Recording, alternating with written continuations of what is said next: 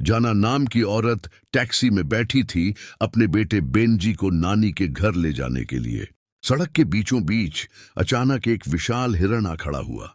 उसने 2 टन की टैक्सी को अपने सींगों से हवा में उछाल कर पलट दिया।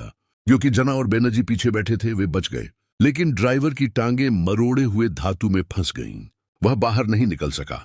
और भी बुरा यह हुआ कि हिरण वहां से गया नहीं। उसने अपने खुरों से बार बार गाड़ी को कुचलना शुरू कर दिया। जना ने ड्राइवर से माफी मांगी और बेनजी को खींचकर बाहर निकाल लिया। 30 फीट भागने के बाद ही उसने पीछे मुड़कर देखा। वहां दैत्याकार हिरण दहाड़ते हुए खड़ा था, वही बदला लेने वाला बेम्बी।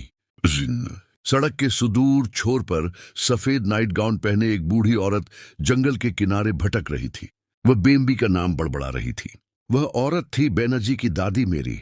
उधर बेनजी के घर पर उसका परिवार रात का खाना तैयार कर रहा था। चाचा एंड्रयू ने स्वागत के लिए स्टेक पकाया। चाची हैरियट वाइन पीते हुए शिकायत कर रही थी कि बेनजी का पिता साइमन गैर जिम्मेदार है। साइमन का भाई जोशुआ समझाता है कि यहाँ पहाड़ों में नेटवर्क नहीं आता, और लैंडलाइन दादी मेरी ने झूठी पुलिस कॉल करके कटवा दी। तभी पता चला कि मेरी कहीं गुम है। हैरियट उसे ढूंढकर वापस लाती है और कहती है, इसका ध्यान रखना। लेकिन सौतेला बेटा हैरिसन गेम खेलने में व्यस्त था। तभी मेरी अचानक बोली, वे आ गए हैं। उसी पल झाना और बेनजी हांफते भागते घर के दरवाजे से अंदर घुस आए।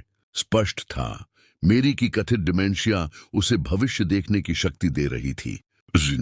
यहां से कहानी तेज होती है।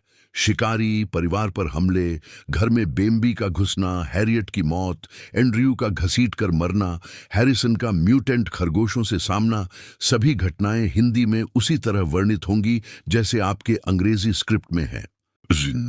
आखिर में जब बेम्बी अपने बच्चे के पास पहुंचता है, वह शांत हो जाता है।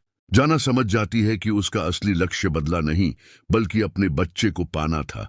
लेकिन शिकारी माइकल फिर हमला करता है। बेम्बी घायल होकर गिर पड़ता है। उसी वक्त दादी मेरी अचानक योद्धा की तरह प्रकट होती है। वह शॉटगन से माइकल को मार गिराती है। कहानी यहीं पर अपने चरम पर पहुंचती है, जहां लालच, परिवार और बदले की जंग इंसानों और प्रकृति के बीच की भयावह खाई को उजागर करती है।